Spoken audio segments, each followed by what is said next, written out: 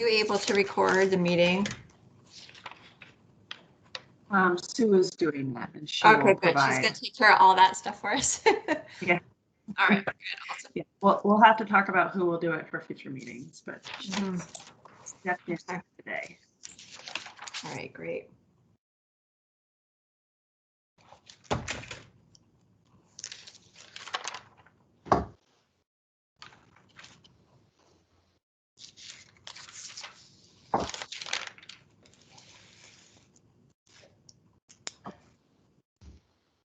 We'll get started.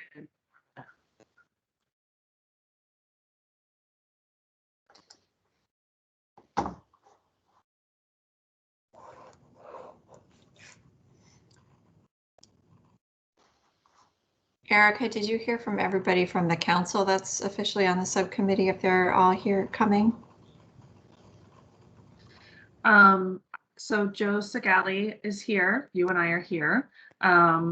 And there was one other from Agency of Administration. I can't remember his name.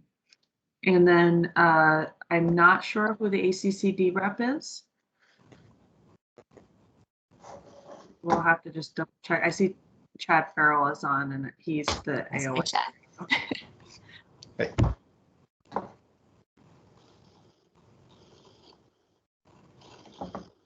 I don't know if Secretary Crowley is going to be on or if she's designated a somebody. So I think we can get started. Yeah, I just wanted to make sure we had a quorum. So I think with you, Chad, and myself, we're good. Yeah. Yep. Yep. So welcome everybody to the first Vermont Climate Council Rural Resilience Subcommittee meeting. There is a agenda listed in the calendar appointment for this meeting. And just as a note, we will be recording this meeting as it is a meeting and taking and providing minutes. There was a link about Microsoft Teams, or basically video conferencing etiquette. And just a note, if we can make sure that unless you're actively speaking, you've placed yourself on mute. But we do welcome video conferencing and seeing everybody's faces if you can do that. Should we do a quick round of introductions, Catherine? So my name is Erica Borneman. I'm the Director of Vermont Emergency Management, and I am one of the co-chairs of the Rural Resilience Subcommittee. Catherine? Hi, I'm Catherine Dimitruk from Northwest Regional Planning Commission, and I am the other co-chair of this subcommittee. Okay, Joe Segali. Hi, everybody. I'm Joe Segali. I'm the Director of Policy Planning and Research for the Vermont Agency of Transportation. And Chad. Good afternoon. Chad Farrell with Encore Renewable Energy, one of the Senate's appointees to the Climate Council. Okay, that makes more sense now. I saw your name on the original list and I couldn't place it. So do we have either Secretary Curley or, oh, I see her, she's on. Secretary, would you like to introduce yourself? Hi, everyone. Yes, I'm Lindsay Curley. I'm the Secretary of the Agency of Commerce and Community Development. And I'm sorry, I'm a couple minutes late. No problem. And then Jane, and then I think, yes, so Jane, would you like to introduce yourself? Sure. Afternoon, everybody. I'm Jane Lazorchek. I'm the newly hired director of the Global Warming Solutions Act, housed within the Agency of Natural Resources. So I'll be here to help support you, and I'll be figuring out how I support all the 5 subcommittees in the coming weeks, but excited to see you guys get going today. Great. And so we have some other folks that are not currently on the subcommittee yet, and there aren't that many. I think it would be helpful if we could just go through it and do some introductions of those folks that have not introduced themselves yet. just quickly, Jeff Wilcox. Hi, I'm Jeff Wilcox. I work for the state of Vermont. I'm the state weatherization program director at Office of Economic Opportunity. Great. Steve Crowley.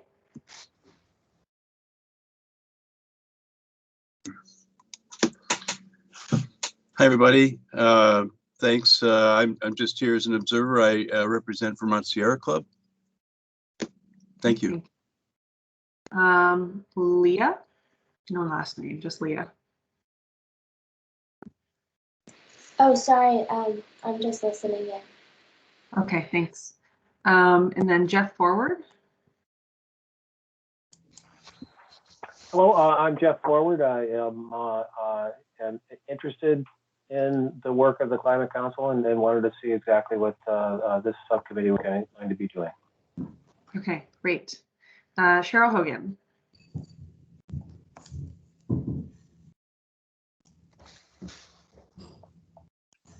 Hi, I'm Cheryl. Sorry, I was on mute. I'm just an observer as well. I'm living in rural Vermont, interested in the project. Okay, thank you. Catherine Lothar.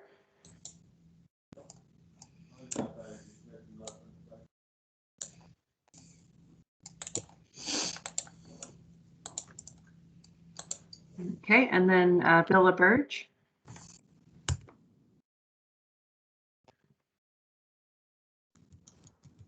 And Annette Smith.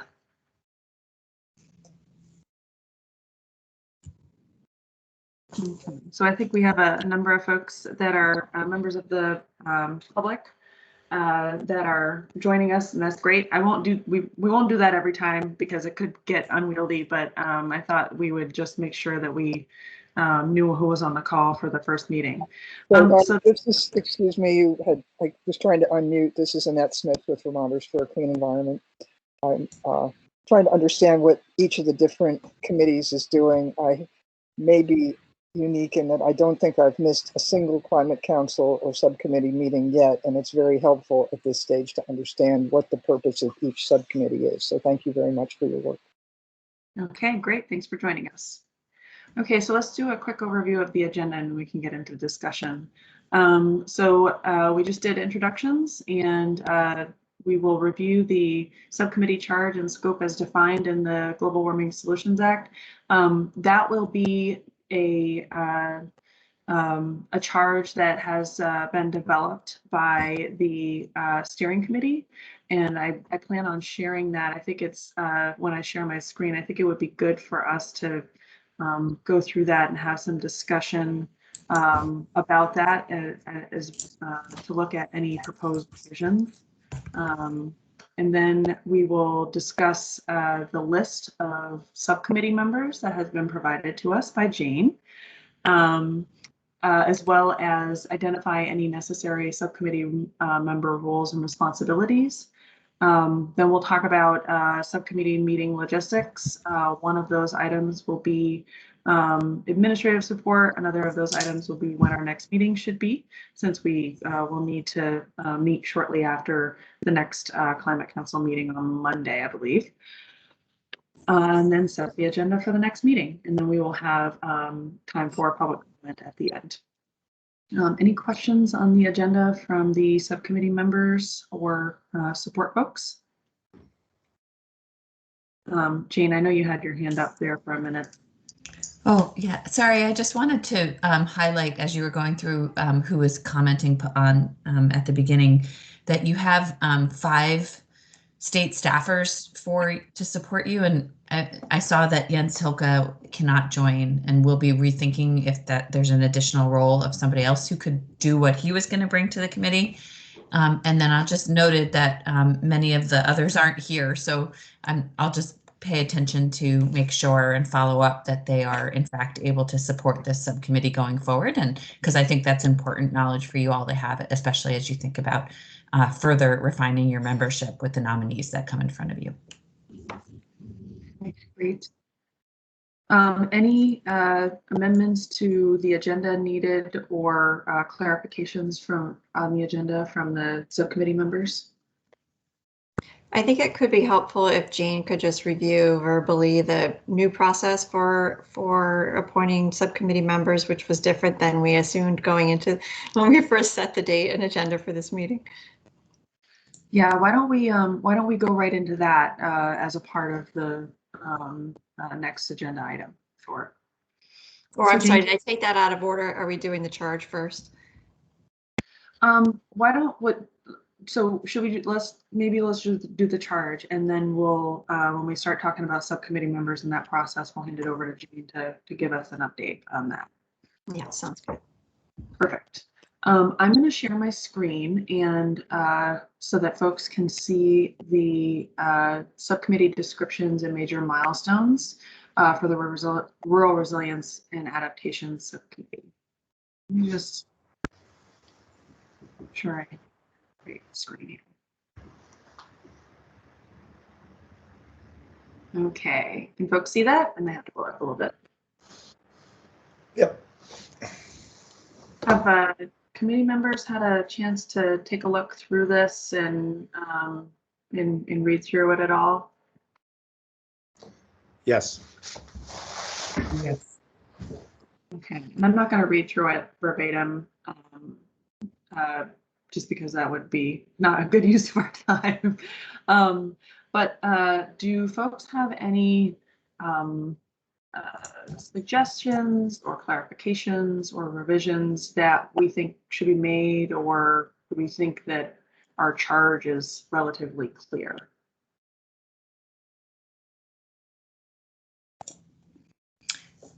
If I might, Erica, I might just mention that much of this language came straight from the statute that we then moved into the buckets associated with each subcommittee, ensuring that all the statutory requirements of the Act were going to be covered by one or the other subcommittees. That doesn't preclude you all from refining or adding to this if you see something different needed. But I just wanted to suggest that the way this was all brought together was trying to find a home in the subcommittees for all of the charges put in front of us with respect to the Global Warming Solutions Act. Great. I have just this is Joe Segali. I have just an observation, and that is that this is a very challenging charge. You know, in the time frame, and some of these tasks will take some significant effort, like, you know, just developing a municipal vulnerability index, for example.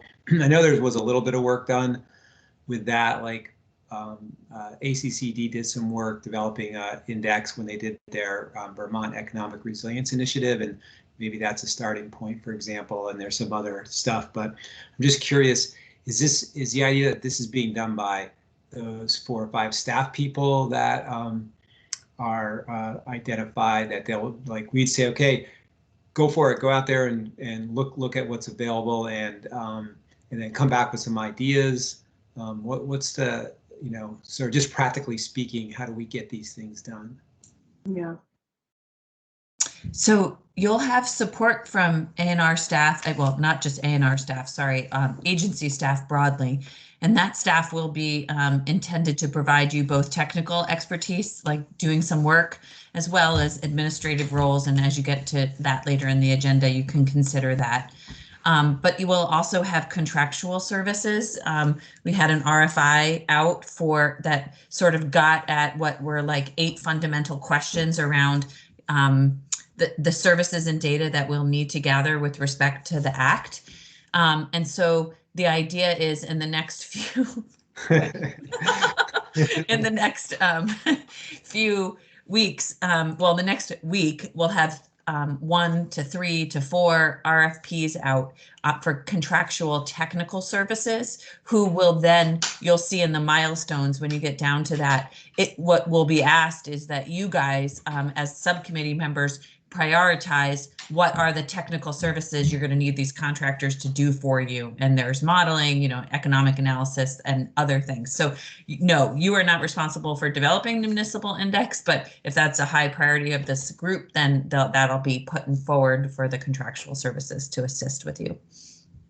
Okay. I don't think the agency staff will do that either. It'll really rely on these contractual services that we'll have in place. Great. That's helpful. Thank you. So I mean, especially around that topic area, that's one where we are, I imagine we will have to have some conversations about how best to have that developed. I don't know, Jane, if that follows the same timeline as the climate action plan, or if that has to be a part of the climate action plan, or if that can be separate, because that may not, just given the time constraints that we have, we may not be able to develop a full vulnerability index. That's something that is a project that could, in normal circumstances, take many years. But in our circumstances, we may need to just chart a path forward on the development of that. So we may just need to understand that a bit more. Yeah, at the steering committee meeting for the Climate Council yesterday, one of the counselors adeptly identified that what's going to be really helpful for the subcommittees is to see what explicitly is required in the plan for this fall. And so building it like a robust table of contents with the statutory requirements. And then that way you can be building back from, and that's our goal for the next steering committee, to have something in front of them next week. So recognizing this is all iterative and moving very fast with big goals, we'll just sort of do our best as we chart course. But I think you're right, like understanding what actually has to be done versus what can be sort of punted to further iterations and public engagement per se for just transitions, which is one of the work groups. Like I think we can clearly say that we are not going to do our best with public engagement by now in October. It just takes time, and so we'll be setting a seed and building around what needs to be done for future years to bring in more people to the conversation. That's just one example, but I think there'll be many of those that we're not done with anything yet. When it comes to the bottom paragraph about the nature-based solutions, I think I would be interested to hear people's thoughts about whether they expect our subcommittee will be taking the lead in that, or simply be a group that the other subcommittee will be consulting with and coordinating with. And I don't know, Jane, if that committee's had a conversation that can help you answer that question. Yeah, I think you're right that it clearly touches rural resilience and adaptation, but it also sits firmly in ag and ecosystems. And so I think that's just going to be the nature of certain responsibilities. And they did not have a robust conversation about it, but they they identified that as in your scope of work also, but recognizing that they would be working on it too, and recognized a need to have a conversation to better enhance who's on first and who's taking the real lead on it per se. So this, so these 1 through 6 are really, I don't see these as action steps or deliverables as it relates specifically to the development of the climate action. I see these as things that the committee is responsible for and will need to incorporate into our work plan. But when we get down to the actual deliverables, that's really at the end of the document and that's where we need to really probably prioritize our focus in the coming months, because the climate action plan is really the priority of the council. Just correct me if I'm wrong on that, Jane. Good. Okay. Does that make sense to the rest of the committee members? That we'll probably have to put together a work plan, and we'll need to define our work. Probably one of the priority deliverables will be around developing what the council wants to see in terms of input into the climate action plan. At the same time, we'll have to be starting the ball rolling on these other statutory requirements. The only area that I would disagree with that would be under number 5, where it does talk about identifying opportunities to integrate and support land use, transportation, energy, operations planning in service of greenhouse gas emissions reductions. So to me, that does speak to some activities and recommendations that would be included in the actual action plan itself. Yeah, I agree. It seems like a lot of these are pretty specific, like develop a vulnerability index, like that's a specific thing, and recommend means to secure, self-identified vulnerability or vulnerable residents is something, and develop best possible recommendations. Each one of these, with maybe the exception of number 6, it seems like those are somehow deliverables that feed into a list of actions and strategies that then go into the climate action plan, I assume. That feels on point to me too, actually. Mm-hmm. Okay. And the first, number 5 in particular, one of the first things we're supposed to do as part of the development of the climate action plan is sort of inventory and assess existing efforts. And I mean, some of that was done in a presentation to the Climate Council on resilience, on resilience and cross-cutting efforts, but that needs to then somehow get rolled up into information that can be presented through the outreach that we'll do via a website, via other means of communication. And I should just highlight that we'll also have an RFP out now for media and outreach support, and all of those contractors will be available to subcommittees. That was if you don't mind, I have another question.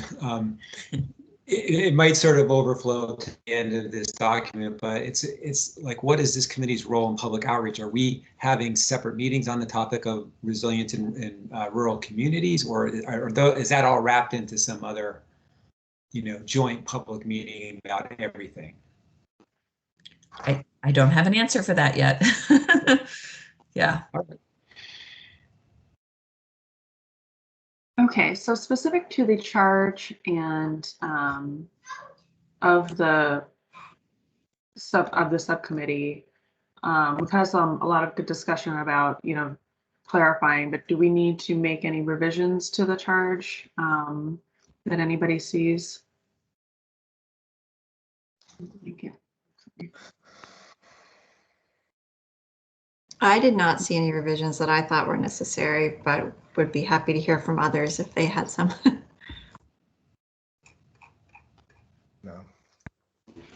No. Okay. So Jane, I think my understanding is that we need to present on the charge at Monday's Climate Council meeting. So Catherine, if you and I want to do that jointly, if that's all right with the rest of the committee members. Yes. Yes. All right. But yeah, saying that, this is Chad here, happy to help. I mean, if we want to sort of distill these down to a briefer set of tasks to present on Monday, be happy to bat that back and forth with you guys. I think we'll get to a point where we will need to distill this down to some really straightforward tasks and create a work plan. But we probably don't. I don't think we need to do it before Monday. Okay, great. So just but we have noted that volunteer though, Chad. We'll save it for later. Yeah, I'm careful what I offer there, but yeah. So the discussion you've been having about these points and about what's deliverable versus like started and all of that will be really important to raise with the full council. Yeah. I'll just note that there's on the screen here major milestones for the subcommittees, and it's worth taking a look at these and providing any feedback to Jane, because that's really what's also going to drive our work plan, is that timeline.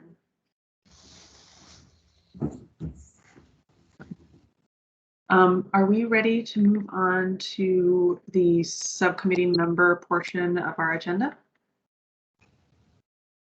Okay. I'm going to stop sharing that, and I'm going to hand it over to Jane because there's some process changes, and have you kind of go over those. Thank you. And I'll start by just saying that, you know, as Joe's been contributing a bunch, and for future reference, since there are now designees on subcommittees from other positions, counselors, you'll all be getting the correspondence associated with the Climate Council meetings now going forward. And I would encourage you to join as time permits or as topics pertain to the subcommittee work that you're serving on. So it was just noted that Nolan, sorry, you need to leave the room. That's really my kids. So yeah. So now you've had both, because I have twin 6-year-olds. So there was one in at one point. Now the second one's in playing with the dog.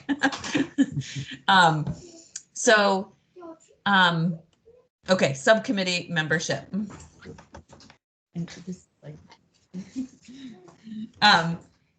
So for some background for many of you who have not been as deeply involved in coming to the council meetings, when it became clear that we had 4 statutory subcommittees, and then we added a 5th subcommittee for science and data, it became clear that we would staff those subcommittees with counselors to our best of our ability, and then recognize that we would need to reach out to broader constituents in Vermont to both fill diversity with respect to geographic, BIPOC, age, income, and then also next with respect to technical experience that is not, you know, as you go through your charter and you recognize the experiences and professional work that you all bring to the table, what you're missing with respect to being able to advance the charge in front of you.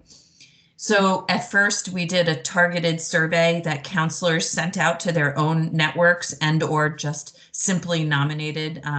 I should actually say the first survey, counselors specifically nominated folks for subcommittee roles, but we didn't send it out broadly.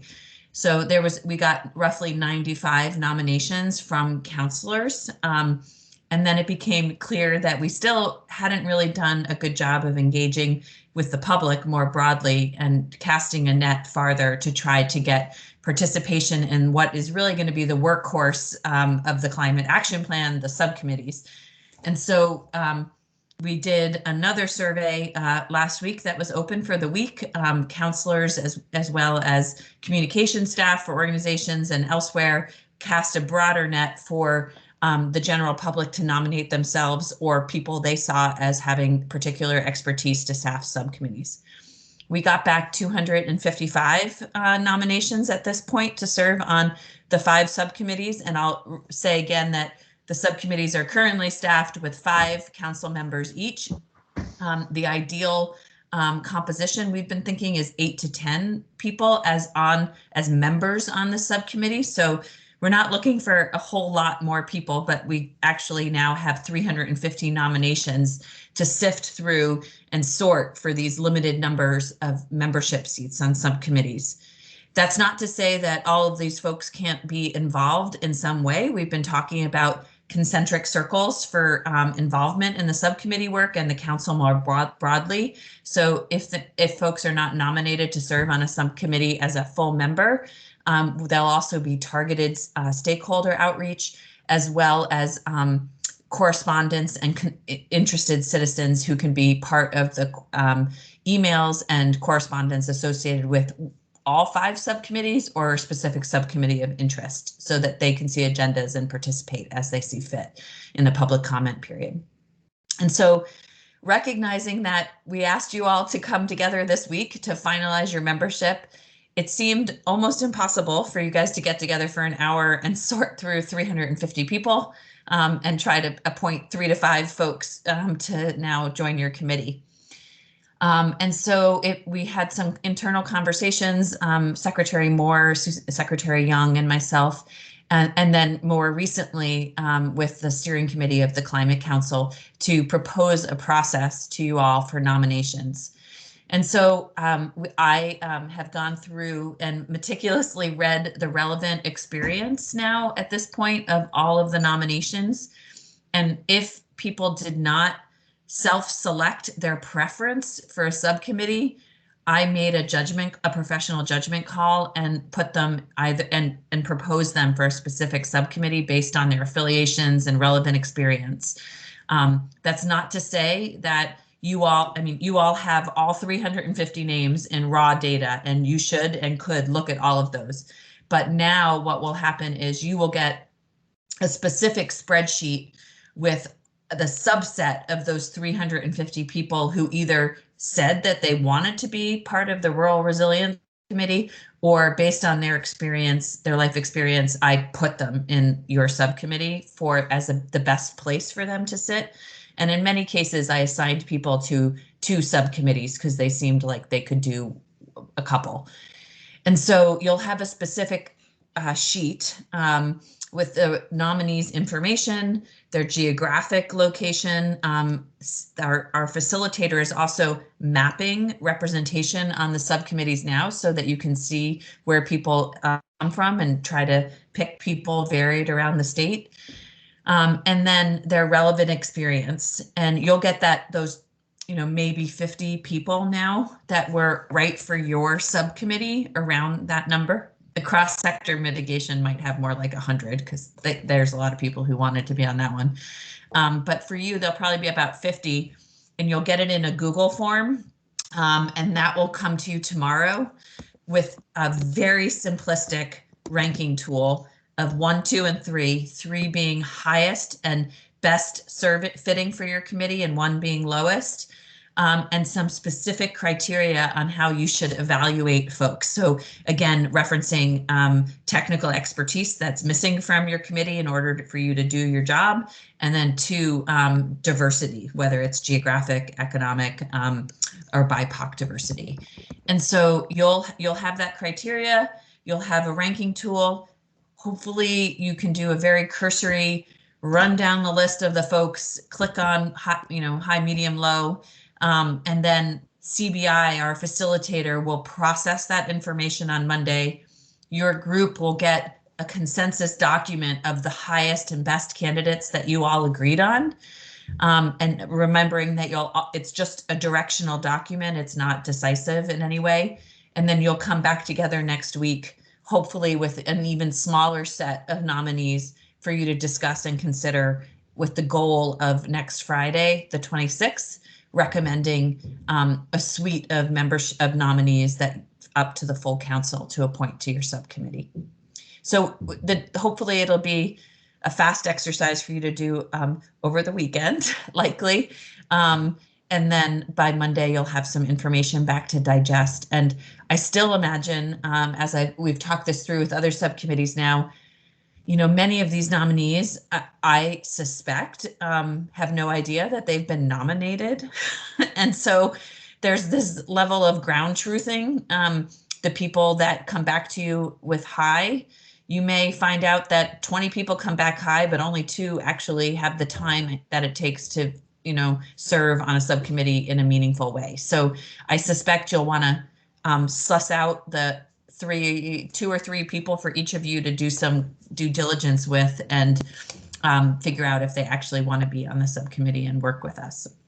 So it's going to be an iterative process. And what I keep hearing from folks is that's okay. Like, it doesn't have to be decided tomorrow. You can be working to figure out your subcommittee membership while working on a parallel path to start on the work that's in front of you. So happy to answer any questions or clarify anything that I just went through. Jane, in your email, you mentioned when you were talking through this, you mentioned developing your criteria. Or whether the subcommittee needs to kind of have any additions to the criteria specific to the rural land subcommittee. Is that something that we should be focusing on? Yeah, we have not gone as far as to have specific criteria for each subcommittee. Again, it's just the broad brushed, and it'll require you all with your professional knowledge to evaluate specific on the technical experience that's missing from your subcommittee right now. So it would be good to have an understanding of like what you all bring to the subcommittee relative to the charge in front of you, and identify any glaring gaps. So when you're going through the nominees, you'll actually see, you know what you're looking for with respect to a gap in technical experience. Okay. I think that's worth discussing here right now. Because we won't get together again before we'll be receiving the tool, and I take that as it's more of a we should just talk through based on our charge and based on what we need to do. Is there anything that we should be looking for? And that's really open for discussion right now.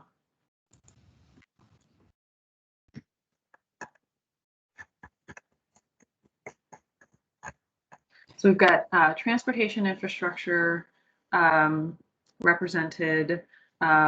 We have private sector represented, and we have community level planning. Within strong RPC representation with Catherine, and as on the economic side, we've got Commerce and Community Development represented. I think that there may need to be, some as it relates to housing vulnerability, but that may be something Secretary Curley we could discuss with the Department of Housing folks, when they are able to join us at some points. And there was a good point that was made in one of the council meetings where when we're weighing subcommittee members versus people that we want to hear from. Not everybody that we want to hear from, on a single meeting may be suited to be a council member. So that's something to consider. Yeah, Erica, the housing team is ready to help us however we need. And, Joe brought up a really important point earlier about the vulnerability index. And I like that we're trying to draw on some things that there may be already some work that's happened that we can build off, not reinventing the wheel. So yeah, that's great. There may be something that we may want to think about on the communications infrastructure side, as well as the electricity infrastructure. Maybe somebody from that sector. That's what I'm seeing is not immediately represented. Housing, emergency services. We may want to have.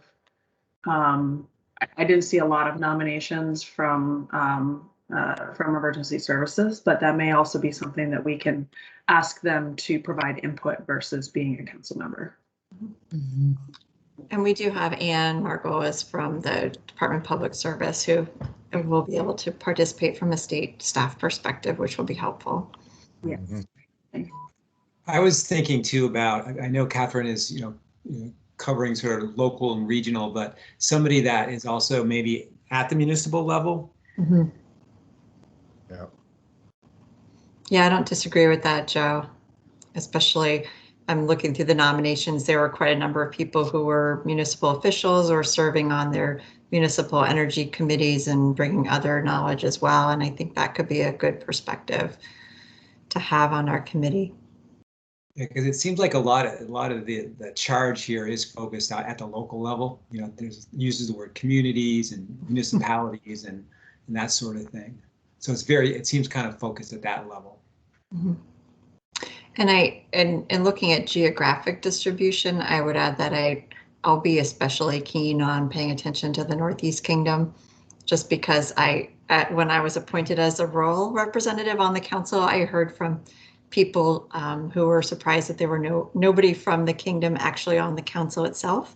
And so I'll be looking to see if we got good nominations. I know we have several in the list.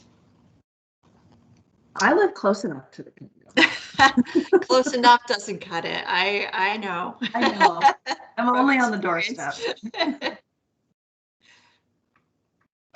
This is Chad here. Do we see a need for somebody with finance or economics expertise? You know, looking at some of the charges regarding financial capacity to address infrastructure resilience, you know, prioritizing investments. So it's like, you know, there's going to be a lot of economic benefit that comes out of, you know, this work. But there's got to be a lot of economic analysis, I feel like, to really round out the picture.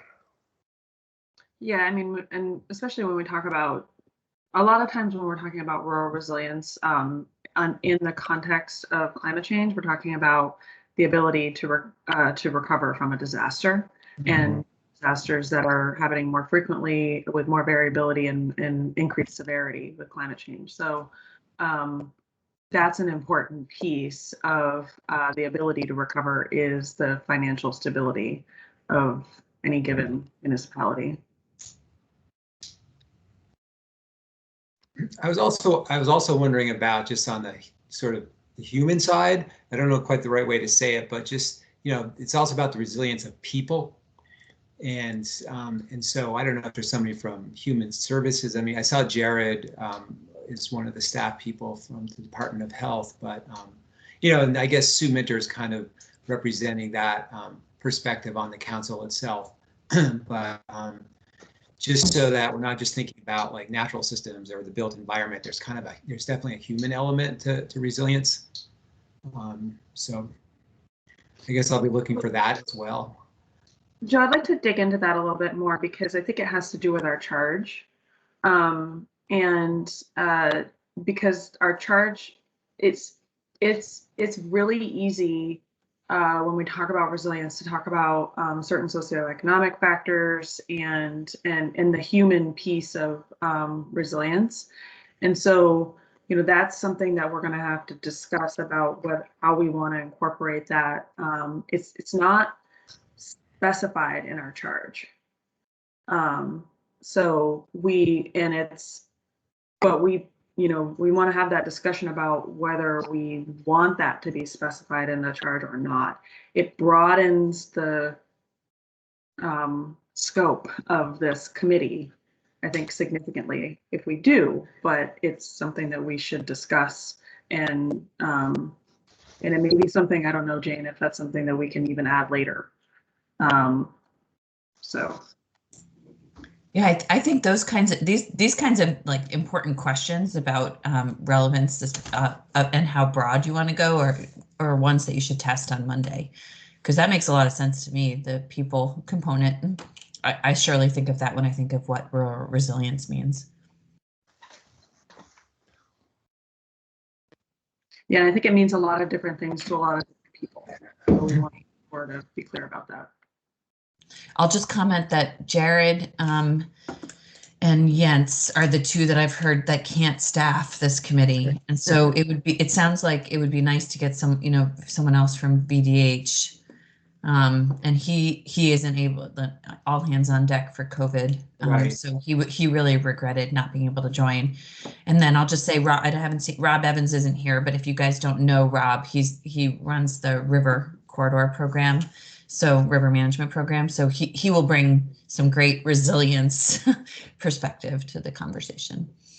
And Jens is, if folks don't know him, he would have been amazing to this group because he brings quite a broad perspective on conservation planning with respect to resilience, as well as natural and working lands. And so I'm not quite sure how to fill his space, but especially with respect to your charge on natural infrastructure. So we'll have to think about that a little bit. Rob certainly covers that a bit, but it would have been nice to have that broad perspective. As it relates to, I think that's, as it relates to the human impact to resilience, especially if we see folks from like the CAP agencies, the community action program agencies, or folks that, provide, especially on the ground services. I think those are folks that we, would want to look towards there. Yeah, maybe I'm not sure this is the right place for it, but maybe that's the cross sector mitigation subcommittee. I guess I don't know if that just focuses on mitigation, and not on the adaptation side of it, but maybe that is a kind of a cross-cutting issue, the human factor. So we can spread it out. Yeah, I think that's a good point. I'm also Joe, not overloading it too, yeah. Rather than necessarily amend our charge to include that explicitly, just recognizing that that's a cross-cutting issue that we'll all be considering generally in our work, and with one of the subcommittees probably addressing it more specifically. And I'll note that Jeff was kind enough to put in the chat that noting that he does work for AHS, DCF, OEO, and weatherization, and that they do work with low-income clients as a social program. Thanks, Jeff. Sure. I'm glad we didn't lose you too. I know. Don't go away. Yes, we like you. Thanks for staying. No problem. As it relates to staff participation, I do plan on asking Stephanie Smith, who is the State Hazard Mitigation Officer, Ben Rose, who's the State Recovery and Mitigation Chief, and Marianne Woles, who is one of our emergency management planners. She does a lot of work on the threat and hazard inventory and risk assessment, and assessing what gaps we have in terms of preparedness across the spectrum, really, response, recovery, mitigation, and how we are fulfilling those. So those are three folks that we're going to be bringing to the table to participate and provide support wherever we can, because I think, our charge statutorily, especially in terms of disaster recovery and mitigation, is, tied a lot into this body of work. Jane, if that's too many people, let me know. I think that's great. And then, as Secretary Curley noted too, we'll be able to bring in some staff from ACCD when that makes sense, depending upon our topic. And I'm sure Joe will corral some of his people too as needed. Right, Jeff? Yes. I'm afraid there will probably mostly be me. But is there a limit to the size of this subcommittee, or in general? I mean, there's sort of practicalities of it. Well, the goal had been 8 to 10 members, but again, just referencing out to concentric circles, like I think many of the people Erica mentioned clearly have expertise that they could lend to this subcommittee. So if they're not official members, they could be joining on a somewhat regular basis to provide technical guidance on certain discussions that you're having. From a scheduling standpoint, I think 8 to 10 is probably easiest for you all. Yeah. That was the recommendation from the Consensus Building Institute folks as well, right? Just for, yeah. Yep. So just to recap the discussion on generally areas of expertise that we're looking for as we look through the subcommittee nominations. Somebody with expertise in natural systems and their role in climate adaptation, somebody with expertise in the economy or finance, especially probably the local and state angle. Somebody that can represent the municipal level, and somebody that can represent on the community resilience, or the human piece of resilience. Am I missing any?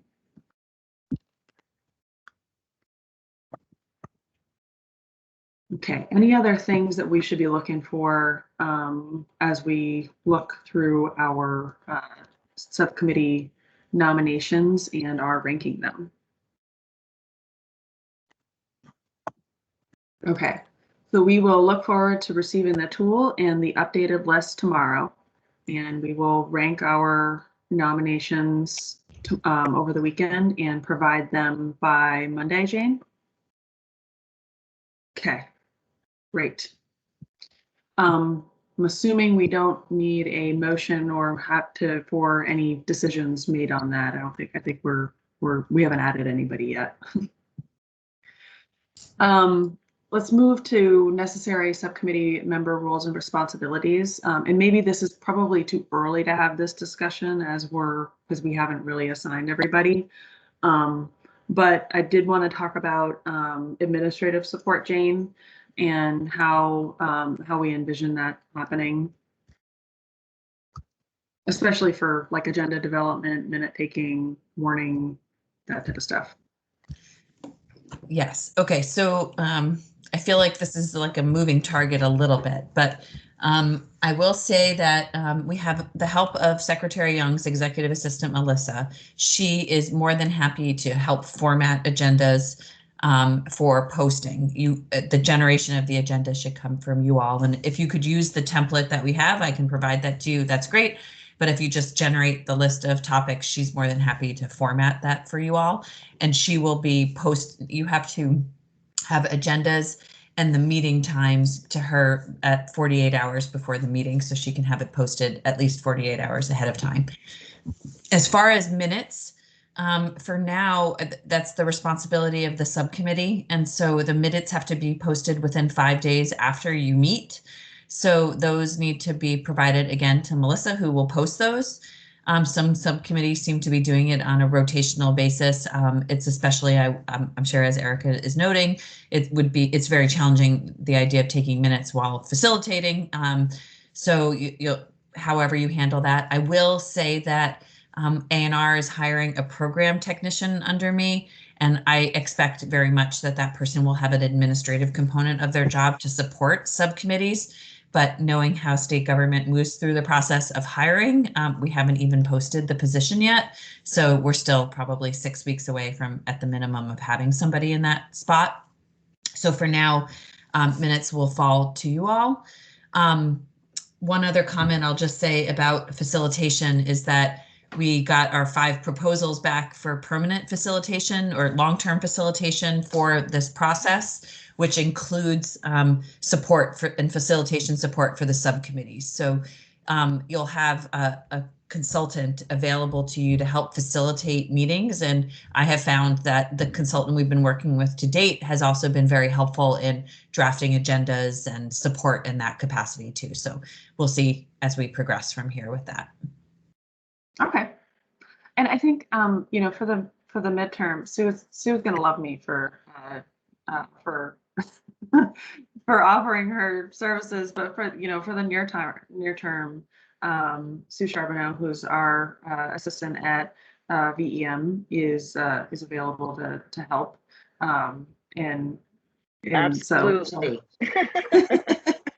I don't mind at all. So thanks, Sue, very much, and she's taking minutes today. Thank you so much, Sue. Yeah.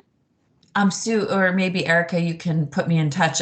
Sue, or whoever's doing minutes, I can put you in touch with Melissa, who gets them. And then one other comment just about administrative, the recording of these meetings. Mm-hmm. When you stop them, Elle O'Casey, who's our director of communications in the agency, she needs to be made a user of these videos, and she posts them to the YouTube channel that then Melissa links on the website. So administration of all of this feels a little clunky right now to me, and I'm hope in the next few weeks we'll have a more streamlined process for everybody. We'll get smoothed out. Yeah, as long as you connect me with Melissa, we'll work that out. No problem. Thank you, Sue. Yeah. Okay. I think, are we ready to move on to, we started talking about meeting logistics a little bit. But we need to meet after Monday's council meeting, but before next Friday, to kind of hone in on our prioritized committee members and make some decisions about committee members that should be on here. I think I have that right. So it would be helpful if we could just talk about when the best time would be. I'm going to be taking leave Wednesday through Friday next week with the kids, and I haven't done that because of the SEOC. So really like to not. So let's make it Tuesday. Tuesday I have lots of Time availability. Tuesday. But I don't know if that works for, and I can also always jump on a meeting. It's fine. So Let's try to make it so you don't have to. Don't say that. Don't say that. I always say that. It's terrible. So I mean, Tuesday I have lots of openings. I don't know if other folks have availability that day, and then that way, if we need to refine even further, we have a little bit of time between then and Friday. Tuesday is good for me. Tuesday afternoon. Tuesday afternoon's better. Yeah. 1 o'clock. How about you, Chad? Yeah, Tuesdays. I'm the opposite of you, Erica. I've got my kids out Monday, Tuesday, Wednesday. If we could do something in the morning, it would be better. But yeah. Well, we can. But I could also, I don't know. I could also try to figure something out and join from wherever I am with them. But how early? Yeah, I'm available super early. Like if we want to do, are you trying to do something before they wake up, Chad? Is that what you're aiming for? No, not early. No, they wake up pretty early. Okay. Well, I could have them. Yeah, I don't know, 8 or 9 or 8:30 or 9. I could do a 9, or I could do like a 7. Yeah, I could do a 7 or a 9 too. 9 would be, I think 9 would be great. Then I can get them sort of fed and set up, and yeah, I got them solo, so. I'm just not available that day. Sorry, I'm not available. Sorry, in the morning. On Tuesday. Oh. Yeah. Oh, on Tuesday morning. Right. Well, why don't we look, can we look for like Thursday, and we can do, early in the morning or late in the afternoon, and that would work. Well, how soon do we get the list, Jane? If Yeah, we look at Monday afternoon? I was just gonna, I mean, if you wanted to do it, if it helps with Chad, I'm not sure if it helps or not with having kids, but you could do an end of the day on Monday. I don't know, or even in the evening, or I don't. It's so hard, the frequency of all these meetings for all you guys with busy other lives. If we can do, Would Wednesday morning work? Thursday. Would Wednesday morning work if we want to move it up a little bit? Joe, would that work for you? Yeah, that works for me, but I'm not available Thursday or Friday. Okay. So Wednesday. Yeah, Wednesday morning. Yeah. Wednesday. Do you have the SEOC at 9 still? Yeah, but I won't be on it, so. Okay. Okay. I've got folks covering. Okay. So, I mean, we could do. So anytime works for me. I can do any time from 7 a.m. onward, Wednesday. Do we want to do an early morning? I don't know, Lindsay, if I know you're. I think we want to avoid the 8 to 9 time frame on Wednesday, just because that's it. But we could do 9 to 10. I'm free at 9. Okay. Yeah, that works for me. That's good for me. Sorry, Erica. We tried. Yeah. It's all right. You know what? Sometimes we're just like all gonna be here, so it's like a mini staycation. So it's not a big deal. And Eric, You know, I might always did pick them those. out. I love them, but the allure of those has really faded in the last year. I know. Yeah, exactly. Erica, is it easier for you if we go at like 7 and then you have your whole day, or is that? Oh, it's Sure. fine. Like, Okay. we'll just do, yeah, we'll just do 9 to 10, and it's not a big deal. So, All right. Thank you. All right. If that So, changes once you consult with the rest of your household, just let us know, because I am available at 7 that day if we need to shift it. Yeah, I can do that too. Yep. Okay, so I'll send out a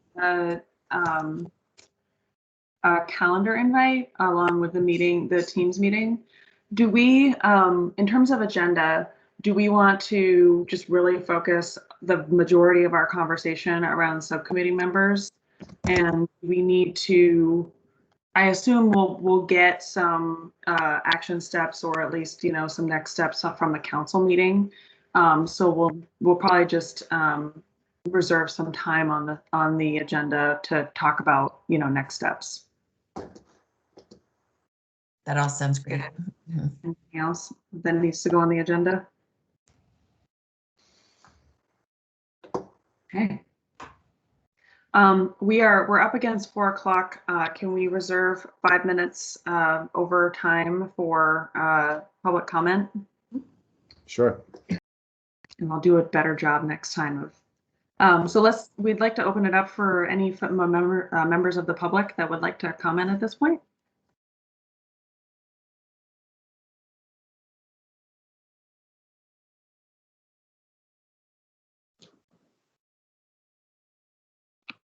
Okay. Don't hear any public comment. I'll just note that both Annette Smith and Steve Crowley did put comments in the chat, and we did see those, and have taken those into consideration. And thanks for your input there. Thanks, Catherine. Okay, I think we are set to adjourn. Do we need to do a motion to adjourn? Is everybody else doing that in the other subcommittees? Consensus adjournment. Consensus Other adjournment. final comments or questions? Okay, thank you, everybody. This was a great first meeting. Yeah, have a nice night, you guys. Bye. Thanks, everyone. We'll see ya.